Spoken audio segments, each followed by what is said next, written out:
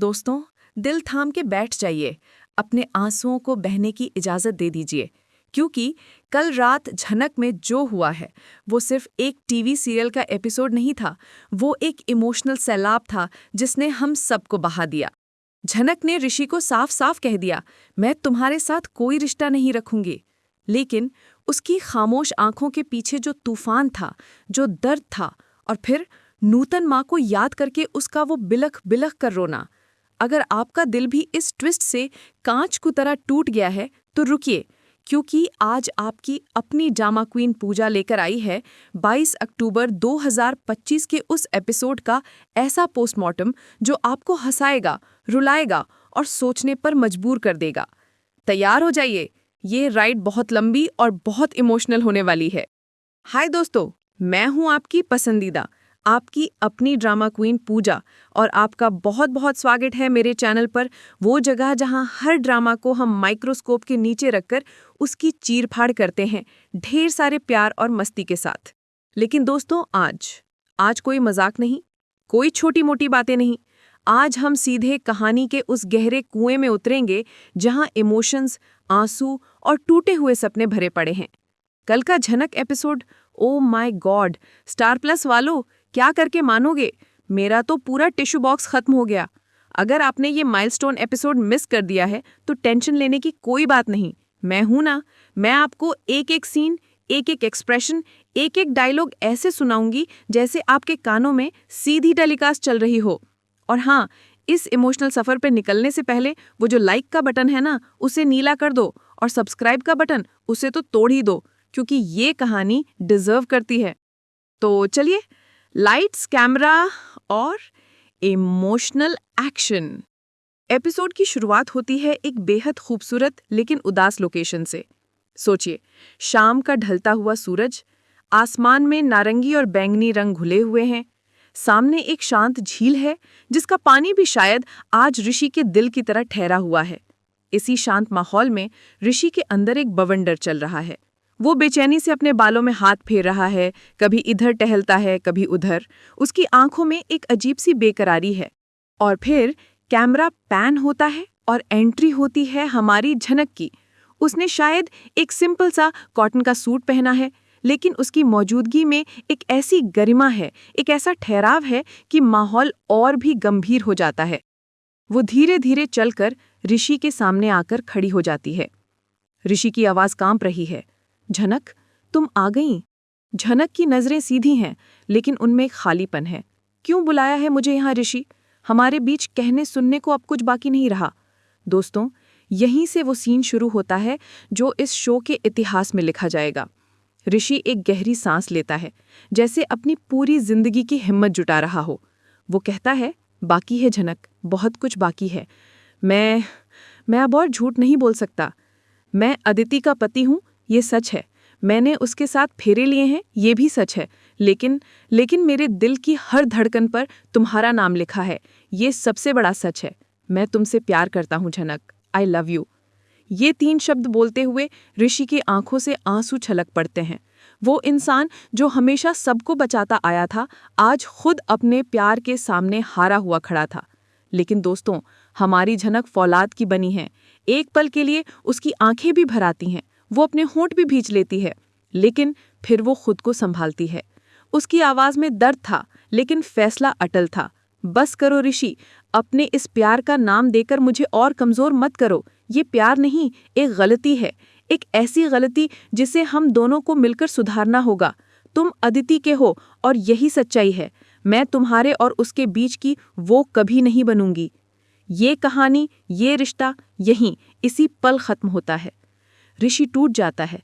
वो उसके करीब आने की कोशिश करता है। झनक, ऐसे मत कहो प्लीज, बस एक बार कह दो कि तुम्हारे दिल में मेरे लिए थोड़ी सी भी जगह है। और यहीं पर आता है वो साइलेंस, वो ठहराव जो हजारों शब्दों से ज्यादा भारी था। झनक अपनी आंखें बंद कर लेती है। एक आंसू उसकी पलकों से टूटकर गाल पर लुढ़क जाता है।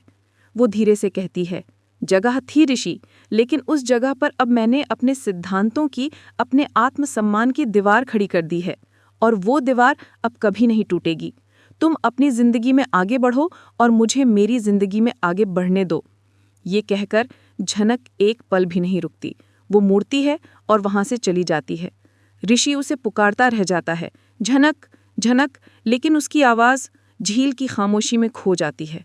वो वहीं घुटनों के बल बैठ जाता है और फूट फूट कर रो पड़ता है। दोस्तों, लिटरली मेरे रोंगटे खड़े हो गए थे ये सीन देखकर। 10 में से 11 मार्क्स। अब कैमरा झनक को फॉलो करता है। वो भारी कदमों से घर की तरफ बढ़ रही है। उसके आंसू अब भी बह रहे हैं। वो घर का दरवाज़ा खोलती है और अंदर का माहौल बाहर के तूफान से भी ज़्यादा खामोश था। वर्षा जी दरवाजे की तरफ ही देख रहे थे, जैसे उन्हें पता था कि आज उनकी बेटी एक जंग हार कर लौटी है। वो दौड़कर झनक को संभालते हैं। बेटा, क्या हुआ? तू रो क्यों रही है? झनक कुछ नहीं बोलती, बस अपने पिता के गले लगकर सिसकने लगती है। वो अपने पिता की छाती में अपना चेहरा छुपा लेती है, जैसे बचपन में छुपा लेती थी। वर्षा जी की आंखें भी नम हो जाती हैं। वो बस उसकी पीठ सहलाते रहते हैं। साक्षी आंटी पानी का गिलास लेकर आती हैं। वो झनक को सोफे पर बिठाते हैं। वर्षा जी का गुस्सा और बेबसी अब फूट पड़ती है। उस ऋषि की वजह से हुआ है ना ये सब। मैं जाकर बात करता हूँ उससे। उसकी हिम्मत कैसे हुई मेरी बेटी को रुलाने की। वो उठने लगते हैं, लेकिन झनक उनका हाथ पकड़ लेती है। नहीं पापा, इसमें उनकी कोई गलती नहीं है। गलती मेरी किस्मत की है। ये एक लाइन, दोस्तों, ये एक लाइन उसके पूरे दर्द को बयां कर गई। वर्षा जी वापस बैठ जाते हैं। उनका गुस्सा अब एक गहरी चिंता में बदल जाता है। वो कहते हैं, नहीं बेटा, अब और नहीं। अब मैं तुझे इस तरह घुट-घुट कर जीते हुए नहीं देख सकता। अब अनिरुद्ध को सच का सामना करना ही होगा। वो तुम्हारा पिता है, उसे अपनी जिम्मेदारी स्वीकार करनी होगी। दुनिया के सामने मानना होगा कि तुम उसकी बेटी हो। साक्षी आंटी भी हामी भरती हैं। हाँ झनक, वर्षा जी ठीक है। लेकिन दोस्तों, यहाँ झनक एक घायल शेरनी की तरह उठ खड़ी होती है। उसकी आंखों में आंसू थे, लेकिन आवाज में एक ऐसी आग थी जो किसी को भी जला सकती थी। कौन सा हक पापा? वो हक जो मुझे आज तक नहीं मिला? वो पिता का नाम जिसके लिए मैं पूरी जिंदगी तरसती रही? नहीं, अब मुझे वो नाम नहीं चाहिए। मुझे किसी की दया की भीख नहीं चाहिए। मेरी पहचान सिर्फ इतनी है कि मैं झनक हूँ और मैं नूतन की बेटी हूँ, और मुझे इस पहचान पर गर्व है। वो आगे कहती है, मेरा मकसद अब किसी का प्यार पाना या किसी का नाम पाना नहीं है। मेरा मकसद अब सिर्फ एक है, मेरी माँ को न्याय दिलाना, उनकी मौत के पीछे का सच जानना। और ये लड़ाई मैं अकेले लड़ूंगी। मुझे किसी अनिरुद्ध के सहारे की जरूरत नहीं है। ये सिर्फ डायलॉग नहीं थे दोस्तों, ये एक बेटी का अपनी माँ के लिए, अपने अस्तित्व के लिए एक ऐलाने जंग था। रात का अंधेरा और भी गहरा हो गया था। झनक अपने कमरे की खिड़की के पास बैठी है और उसकी गोद में है यादों का वो संदूक जिसमें उसने अपनी माँ की चीजें सहेज कर रखी हैं। वो धीरे से उसे खोलती है। उसमें नूतन माँ की एक पुरानी लाल बिंदी, उनके टूटे हुए झुमके और एक छोटी सी डायरी है। और फिर वो निकालती है अपनी माँ की एक तस्वीर। वो उस तस्वीर को देखती है और उससे बातें करने लगती है। माँ, देख रही हो ना मुझे? तुम्हारी बेटी बहुत मजबूत बनने की कोशिश कर रही है, पर आज टूट गई माँ। आज बहुत अकेली हो गई हूँ। और यहीं से शुरू होता है फ्लैशबैक्स का वो सिलसिला जो आपको अंदर तक झंझोर देगा। पहला फ्लैशबैक एक 5 साल की झनक है जिसके पैरों में नूतन पहली बार घुंघरू बांध रही है। झनक पूछती है, माँ, इससे क्या होगा?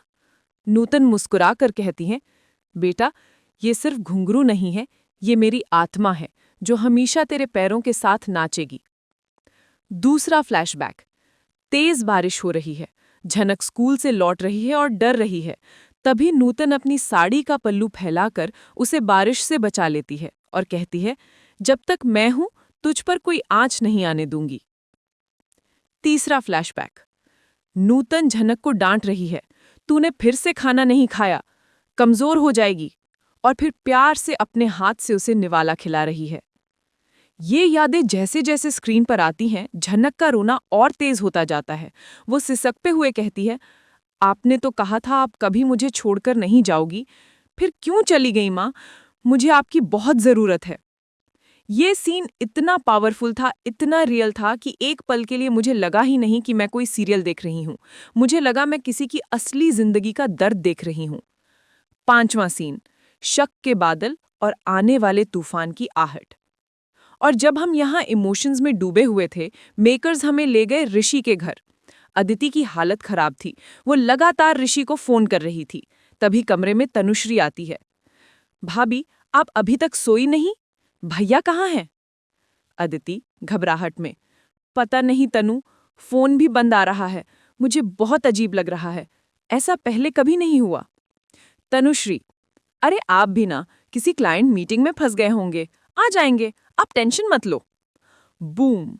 दोस्तों, ये आखिरी लाइन वो अकेला नहीं है, ये इस एपिसोड का सबसे बड़ा क्लिफ हैंगर था।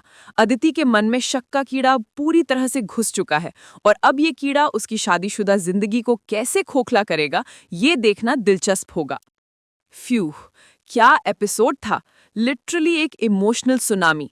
अब चलो फटाफट से करते हैं इसका पूजा का पोस्टमार्टम।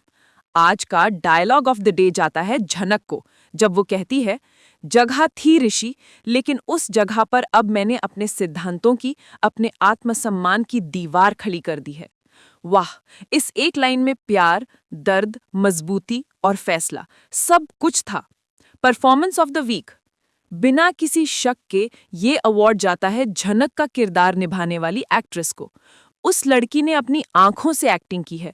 खुशी, दर्द, गुस्सा, बेबसी, हर इमोशन इतना रियल था कि दिल तक पहुंच गया। अदिति का अगला कदम, 90% चांस है कि अब वो जासूसी शुरू करेगी। ऋषि का कन्फेशन, 40% चांस है कि वो गिल्ट में आकर अदिति को सब सच बता देगा। अनिरुद्ध की एंट्री, 70% चांस है कि अगले कुछ एपिसोड्स में अनिरुद्ध की धमाकेदार एंट्री होने वाली है। चलो अब आपके कुछ कमेंट्स पढ़ते हैं। रोहन मेहरा लिखते हैं, पूजा, ये अब तक का बेस्ट एपिसोड था। ऋषि और झनक दोनों अपनी जगह सही हैं। ये लव स्टोरी बहुत कॉम्प्लिकेटेड है। आई अग्री रोहन, यही तो इस शो की खासियत है। सिमरन कौर लिखती हैं, मुझे अदिति के लिए बहुत बुरा लग रहा है। उसकी क्या गलती है? आई होप आगे उसको वैम्प ना बना दें। फिंगर्स क्रॉस्ड सिमरन, मैं भी यही उम्मीद करती हूँ कि उसके कैरेक्टर को पॉजिटिव रखा जाए। विकास जैन ने एक सवाल पूछा है, पूजा, क्या आपको लगता है कि झनक को एक बार अपने दिल की सुननी चाहिए थी? बहुत अच्छा सवाल है विकास। और दोस्तों, यही सवाल मैं आप सबसे पूछना चाहती हूँ। क्या झनक का फैसला सही था? क्या प्यार के लिए सिद्धांतों से समझौता करना गलत है? नीचे कमेंट्स में मुझे अपना ओपिनियन जरूर बताना। तो दोस्तों, ये था 22 अक्टूबर 2025 के झनक के महा एपिसोड का एक सुपर डुपर डिटेल्ड रिव्यू। हमने हर सीन को जिया, हर डायलॉग को महसूस किया और हर आंसू के पीछे का दर्द समझा। लेकिन कहानी अभी खत्म नहीं हुई है। ये तो बस एक तूफान से पहले की शांति है, या अशांति कहूं। अगले हफ्ते क्या होगा? क्या अदिति, ऋषि और झनक का सच जान जाएगी? क्या झनक को अपनी मां के कातिल का कोई सुराग मिलेगा? क्या अनिरुद्ध की वापसी से कहानी में एक नया भूचाल आएगा?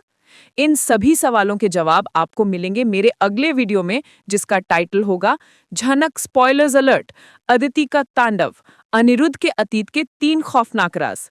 मैं वादा करती हूँ वो वीडियो आपको हिलाकर रख देगा। तो अगर आप उस धमाकेदार वीडियो को मिस नहीं करना चाहते तो 1 सेकंड की भी देरी किए बना मेरे चैनल ड्रामा क्वीन पूजा को सब्सक्राइब करें और वो जो नोटिफिकेशन वाली घंटी है ना, उसे ऑल पर सेट कर दे।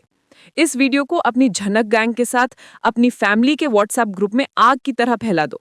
मैं हूं आपकी अपनी दोस्त, आपकी होस्ट और आपकी नंबर 1 ड्रामा क्वीन पूजा। आपसे मिलूंगी बहुत जल्द एक नए एपिसोड के और भी गहरे विश्लेषण के साथ।